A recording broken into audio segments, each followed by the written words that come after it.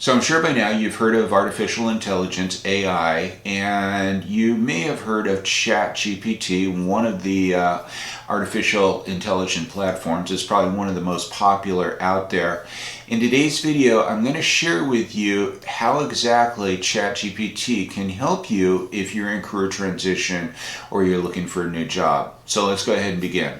Okay, so I'm going to open up my browser. We're going to go to ChatGPT, and I actually have this bookmarked as my home page. So I'm going to click on this, and it will bring me right to it. If you're not familiar with ChatGPT, if you've not played with this, if you've not created an account, and it's completely free to create an account, I highly encourage you to do so. I mean, you need to be on top of this technology out there. You need to understand it. You need to understand the power that it has behind it. I don't care if you're a financial analyst or a warehouse driver. You really need to understand ChatGPT. You need to be up to speed on technology if you're in career transition or you're looking for a new job. And this is very easy to understand and to play with. They've made it simplified. So for those of you who have an account with ChatGPT or you've played with it before, this is nothing new. But for your new people out there that's never seen this before, this box down here is called a prompt. And a prompt is essentially the question that you're going to be asking the AI, the artificial intelligence. So how does ChatGPT help us in career transition or looking for a new job? Well, let's take first the resume. You have a resume completed, you want to have AI analyze it for you. And I actually have some prompts for this already, and I'll put these prompts in the notes section below this video. I have a couple of them there, what we're going to use today. So let's take this one right off the bat. Can you identify any mistakes or areas of improvement in my resume? I'm going to copy that. I'm going to put it in the prompt section right here and hit enter. And you see, of course, I'd be happy to help with that. Please go ahead and share your resume, and I'll take a look and see if there are any mistakes or areas of improvement. So I do have a resume. This is a real live resume, but I did remove the person's name, address, email address, and companies that this person worked for. Otherwise, everything else is pretty much the same. And I'm going to take that, I'm going to edit and copy it, and we're going to just paste it in there as requested. And look at how fast this goes. I mean, it's really incredible. So it's going through, and let's take a look from the beginning here. Your resume showcases a wealth of experience and accomplishments in business development and operations management, particularly in the food services industry. Here are some areas for improvement and suggestions. Consistency in job titles and formatting. Ensure consistency in job titles throughout your resume. For example, you've been referred to as both Business Development Manager and Director of Business Development. Choose one of this format and stick with it. While you've mentioned achievements such as leading positive growth in same-store sales and providing operation support, try to quantify these accomplishments where possible. So use numbers, metrics, dollar signs, anything like that.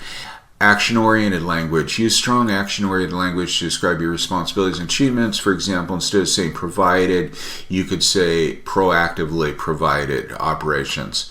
So some good suggestions in here. This gives you a very good check on the resume for some suggestions. And let me just see, is the spelling correct?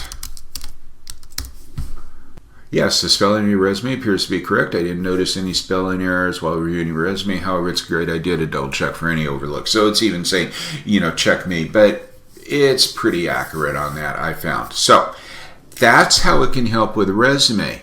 How about with interviewing? Let me give you an example there. Let's go to LinkedIn.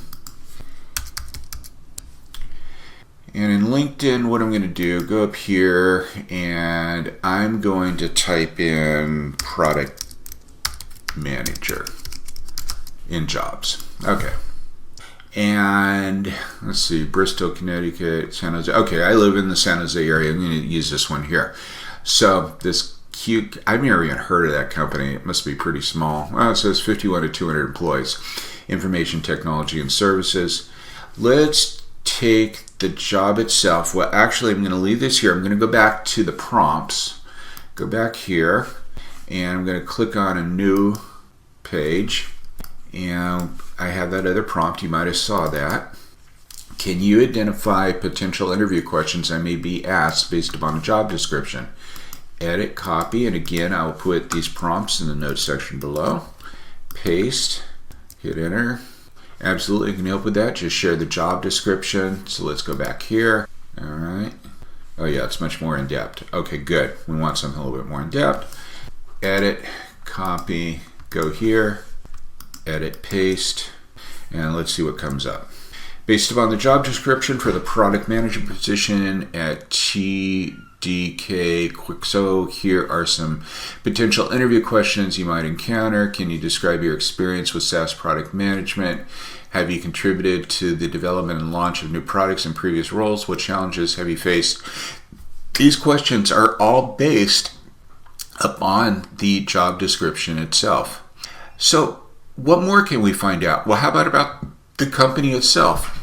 So I'm going to put this, tell me about the company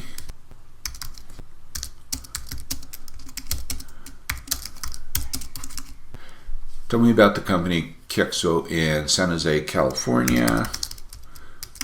Hit enter. It's a tech company focusing on transforming the utilization and interaction with sensor data. They're pioneers in automating end-to-end machine learning for edge devices, a field often referred to as tiny ML. So this is kind of interesting, gives you some information there. Overall, it's known for cutting edge technology. So there's a lot of questions that we can ask ChatGPT in this. And again, if you're not familiar with this platform, or if you really not spend any time on it and you're in career transition or you're looking for a new job, I highly encourage you to do so.